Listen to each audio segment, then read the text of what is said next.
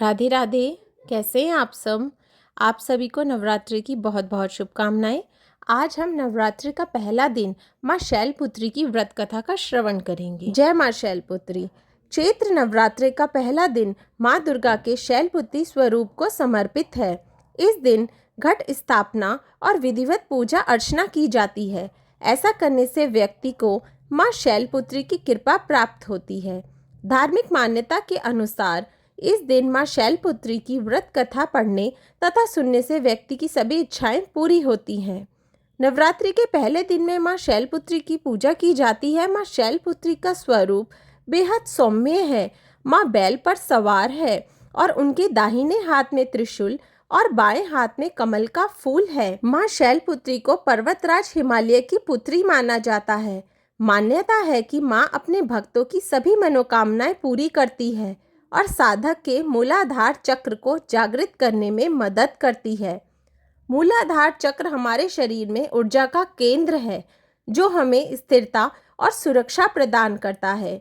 इसके अलावा कहा जाता है कि माँ शैलपुत्री की पूजा में व्रत कथा पढ़ने और सुनने से व्यक्ति की सभी इच्छाएं पूरी हो जाती हैं।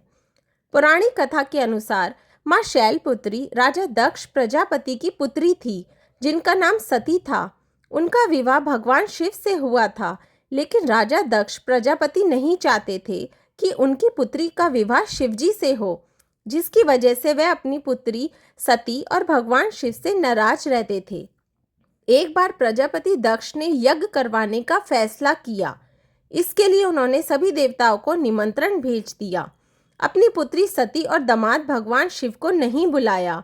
देवी सती उस यज्ञ में जाने के लिए बेचैन थी, लेकिन भगवान शिव ने उन्हें बिना निमंत्रण के वहां जाने से मना किया।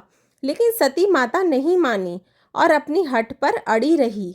इसके बाद महादेव को विवश होकर उन्हें भेजना पड़ा। सती जब अपने पिता प्रजापति दक्ष के यहाँ पहुंची तो वहां किसी ने भी उनसे प्रेम पूर्वक व्यवहार नहीं किया। उनका और भगवान शिव का उपहास उड़ाया।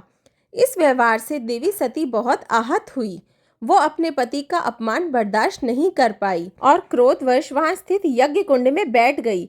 जब शिवजी को यह बात पता चली तो वह दुख और क्रोध की ज्वाला में जलते हुए वहां पहुंचे और यज्ञ को ध्वस्त कर दिया। कहा जाता है कि इसके बाद देवी सती ने ही हिमालय पुत्री पार्वती के रूप में जन्म लिया। हिमालय की पुत्री होने के नाते देवी पार्वती को शैलपुत्री के नाम से जाना गया। माँ शैलपुत्री की पावन कथा समाप्त हुई। जय माता दी। आप सबको मेरी वीडियो अच्छी लगी तो प्लीज़ लाइक ज़रूर कीजिए, चैनल को सब्सक्राइब कीजिए और वीडियो को आगे शेयर भी कीजिए। राधे राधे।